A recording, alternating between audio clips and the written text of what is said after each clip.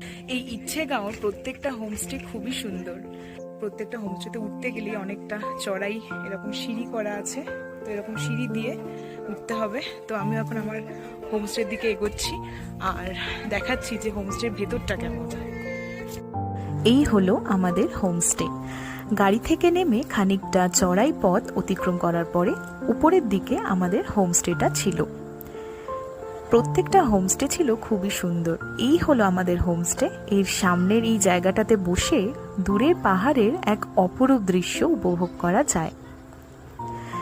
কিছুক্ষণ পরে আমরা গ্রামটা হেঁটে দেখলাম, দেখা মিলল এই বড় এলাচ গাছও, আর দেখা হলো এই বন্ধুর সাথেও। দুপুরের লাঞ্চ, সন্ধ্যের স্ন্যাক্স আর তার সাথে রাতের ডিনার, সব মিলিয়ে খরচা এই একজনের 1000 থেকে 1200 টাকা একদিনের। আর এই অপরূপ সানসেট, এই সব কিছুর জন্য আসতেই হবে এই